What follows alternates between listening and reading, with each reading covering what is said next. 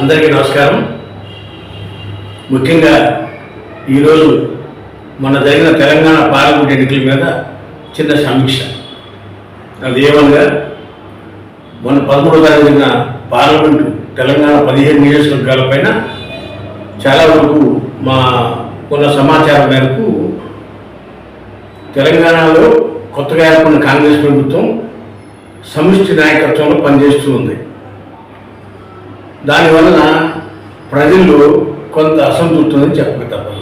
అదేమనగా ప్రజలు ఏం కోరుకున్నారు, రేవంత్ రెడ్డి గారిని చూసి ఓటేశాం కాంగ్రెస్ పార్టీకి. రేవంత్ రెడ్డి గారు హామీ ఇచ్చారు, అవన్నీ నెరవేర్చాల్సిన బాధ్యత సమిష్టి నాయకత్వాన్ని మంత్రివర్గాన్ని కాదు, రేవంత్ రెడ్డి గారిది అని ప్రజలు అనుకుంటున్నారు.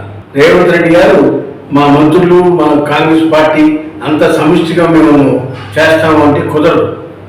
ఇవాళ ప్రజలు ఏం కోరుకున్నారు, రేవంత్ రెడ్డి గారు స్ట్రాంగ్గా ఉండాలి, స్ట్రాంగ్ డెసిషన్ తీసుకోవాలి, ఒక మాట ఇస్తే దాన్ని నెరవేర్చాలి, ఆ విధంగా రేవంత్ రెడ్డి గారు పనిచేయాలని ప్రజలు కోరుకుంటున్నారు. అందువల్ల ప్రజల్లో కూడా కొంత నిశ్శబ్దత ఉందని చెప్పక తప్పదు. ఎందుకంటే ఇవాళ పోలింగ్ శాతం చూస్తే 6-7 నియోజకవర్గాల్లో నిజామాబాద్, కరీంనగర్, మల్కాజ్గిరి, చేవెళ్ళ, సికింద్రాబాద్ ఈ నియోజకవర్గాల్లో, మెదక్ ఈ నియోజకవర్గాల్లో గణనీయంగా బీజేపీ ఓటు శాతం పెరిగింది పార్లమెంట్ నియోజకవర్గంలో. దానికి కారణం ఏమిటి, ఈ అసెంబ్లీ ఎలక్షన్ జరిగి 3 నెలల్లోనే బీజేపీ పార్టీ బలపడిందంట. అసెంబ్లీ వచ్చినప్పటికీ ప్రజలందరూ కూడా రూరల్ ఏరియాలో మూకుమ్మడిగా కాంగ్రెస్ పార్టీ రావాలి, రేవంత్ రెడ్డి నాయకత్వాన్ని కోరుకున్నారు. కేసీఆర్ నాయకత్వం మీద వ్యతిరేకతతో రేవంత్ రెడ్డి నాయకత్వాన్ని కోరుకున్నారు. రేవంత్ రెడ్డి 1 మ్యాన్ ఆర్మీగా, రాజశేఖర రెడ్డి, చంద్రబాబు నాయుడు, కేసీఆర్ లాగా 1 మ్యాన్ ఆర్మీ లాగా పనిచేస్తేనే ప్రజలు నమ్ముతారు. సమిష్టిగా మా మంత్రివర్గము, మా పార్టీ మేమంతా చేస్తాము అంటే అది ఎవరు నమ్మాలి? ఒక హామీ ఇచ్చారు, భట్టు విక్రమార్క ఇచ్చారా, రేవంత్ రెడ్డి ఇచ్చారా, లేకపోతే పొంగులేటి శ్రీనివాస్ రెడ్డి ఇచ్చారా? ఎవరిచ్చారు హామీ? రేవంత్ రెడ్డి ఇచ్చారు.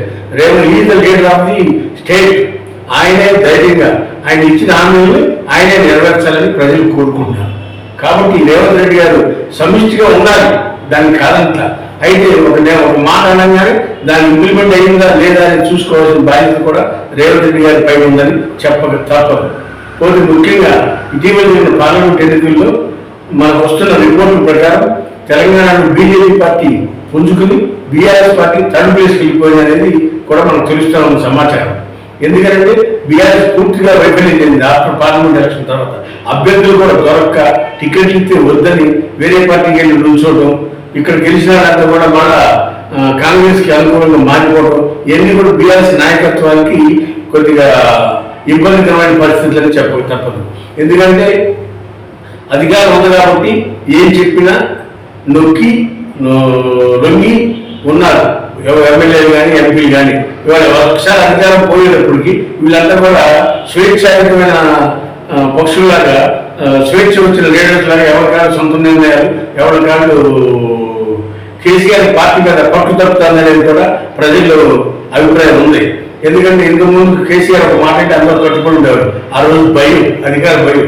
ఈ రోజు అధికారంలో కేసీఆర్ ఏం చేస్తాడు అని ఒక తేలిక, ఒక రకమైన మాటకి మీద నమ్మకం సడిలింది అనేది ఎమ్మెల్యేలకు కానీ పార్టీ నేతలకు కానీ చెప్పక తప్పదు. ఇలాంటి పరిస్థితుల్లో ఇక బీజేపీ వాళ్ళు బీఆర్ఎస్ బలహీనపడుతున్న బీజేపీ వాళ్ళు అనుభవంగా పుంజుకున్నారు. గ్రామీణ ప్రాంతాల్లో వాళ్ళు ఓట్ బ్యాంక్ పెంచుకుంటున్నారు. ఇదే పరిస్థితి కొనసాగి ఒకవేళ మనకున్న సమాచారం మేరకు 6 నుంచి 7 సీట్ల వరకు బీజేపీకి వచ్చే విధంగా కూడా పరిస్థితులు కనపడతా ఉన్నాయి. మీరు లెక్క పెట్టుకోండి, నిజామాబాద్, కరీంనగర్, మెదక్, మల్కాజ్గిరి, చేవెళ్ళ, సికింద్రాబాద్ నియోజకవర్గంలో గణనీయమైన ఓటు బ్యాంకు పెంచుకుని అది వాళ్ళు కూడా విజయ కేంద్రానికి ముందుకు వెళ్తూ ఉన్నారు బీజేపీ వాళ్ళు. ఇకపోతే కాంగ్రెస్ ఎలక్షన్స్ నామినేషన్ ముందు 13-14 సీట్లు వస్తాయని అంచనా వేశారు. వారికి ఇవాళ 8 నుంచి 9 స్థానాల వరకు లేదా 9 నుంచి 10 స్థానాల వరకు వచ్చే పరిస్థితి మాత్రమే కనపడుతూ ఉంది కాంగ్రెస్ వారికి. కాబట్టి ఈ రోజుల పరిస్థితిని ఎంఐఎంకి 1 సీట్ వస్తుంది, కాంగ్రెస్కు 9, 6 సీట్లు బీజేపీ, 1 సీటు ఎంఐఎం కొంచెం ఒక సీట్ ఏదన్నా వస్తే బీఆర్ఎస్ రావచ్చు, అది కూడా చాలా ఛాన్స్ తక్కువ ఉందని చెప్పక తప్పదు. మొత్తానికి 10 సీట్లు అయిన కాంగ్రెస్ కి 6 సీట్లు బీజేపీకి, 1 సీట్ ఎంఐఎంకి వచ్చే విధంగా మాకున్న సమాచారం ప్రకారం తెలుస్తా ఉంది. ఎందుకంటే కొన్ని యాప్లు కానీ కొంతమంది సర్వేయర్స్ ఇవాళ చెప్పకూడదనే ఉద్దేశంతో వాళ్ళు బయటికి రావట్లేదు, ఎగ్జిట్ పోల్స్ చెప్పకూడదన్నారు కాబట్టి వాళ్ళు చెప్పలేదు. కానీ మనకున్న సమాచారం ఈ విధమైన పరిస్థితి తెలంగాణలో 6, 10, 1గా కాంగ్రెస్ 10 సీట్లు కానీ, బీజేపీకి 6 స్థానాలు కానీ, లేదంటే ఎంఐఎం 1 స్థానం వచ్చే విధంగా పరిస్థితి కనపడతా ఉంది. ఒకవేళ ఎక్కడ చిన్న చిన్న లోపల జరిగినా 1 కాంగ్రెస్ మొత్తం పెరిగే అవకాశం ఉంది. 14 సీట్లు 13 సీట్లు వస్తాయనుకున్న కాంగ్రెస్ పార్టీ గ్రాఫ్ డౌన్ అయింది. దానికి కారణం ఏంటనేది ఇవాళ రైతు బంధు రాలేదనేది, 5 ఎకరాల పైన రైతులకి రైతు బంధు రాలేదని రైతులంతా కూడా అసంతృప్తితో ఉన్నారు. ఇక 500 రూపాయలకి ఒడ్డు కొంటా బోనస్ ఇస్తా ఉన్నారు, అది కూడా జరగలేదు. మరి ఈ కరెంటు కూడా అక్కడక్కడ కూడా కరెంటు కూడా కటింగ్స్ ఉన్నాయనేది కూడా కేసీఆర్ ఆరోపణ చేస్తా ఉన్నారు.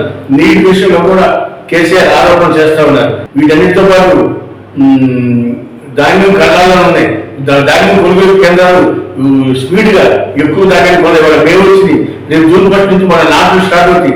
ధాన్యం కొనుగోలుకి సత్వరం చర్యలు తీసుకుని కాంగ్రెస్ పార్టీ కేసీఆర్, హరీష్ రావు, కేటీఆర్ ఇచ్చే క్వశ్చన్లకి కాంగ్రెస్ పార్టీ నుంచి దీనిగా సమాధానం చెప్పాల్సిన బాధ్యత ప్రతి మంత్రి మీద ఉంది. ముఖ్యమంత్రి రేవంత్ రెడ్డి గారు ఒకరే చెప్తున్నారు, కానీ ఆయనతో పాటు అందరూ కూడా ప్రతి నియోజకవర్గాల్లో ప్రతి శాఖకి సంబంధించిన మంత్రులు కూడా గట్టిగా మాట్లాడి సమాధానం చెప్పకపోతే మళ్ళీ కాంగ్రెస్ పార్టీ డొల్లా అనేది ప్రజలు అర్థం చేసుకోవాలని పరిస్థితి. త్వరలో రాబోయే రోజుల్లో లోకల్ బాడీస్ ఉన్నాయి, జిల్లా పరిషత్లు ఉన్నాయి, బ్యాంకులు ఉన్నాయి, సమితులు ఉన్నాయి, మండలాలు ఉన్నాయి, గ్రామ పంచాయతీ ఎలక్షన్లు, వీటన్నింటిలో కూడా కాంగ్రెస్ కేడర్ బలంగా నిలబడాలంటే ముందు కాంగ్రెస్ మంత్రివర్గం, కాంగ్రెస్ చీఫ్ మినిస్టర్ కూడా యాక్టివ్గా పనిచేయాలని చెప్పక తప్పదు. హాయ్ ఫ్రెండ్స్, మా ఫ్యూచర్ టుడే ఛానల్ చూస్తున్నందుకు చాలా థ్యాంక్స్. మరిన్ని లేటెస్ట్ వీడియోస్ కోసం వెంటనే సబ్స్క్రైబ్ చేయండి. అలాగే ఈ బెల్ ని కూడా రింగ్ చేసేయండి. మా లేటెస్ట్ వీడియోస్ నోటిఫికేషన్స్ అన్నీ మీ మొబైల్లో వస్తాయి. మా వీడియోస్ మీకు నచ్చితే లైక్ చేయండి, షేర్ చేయండి, నచ్చకపోతే కామెంట్ చేయండి.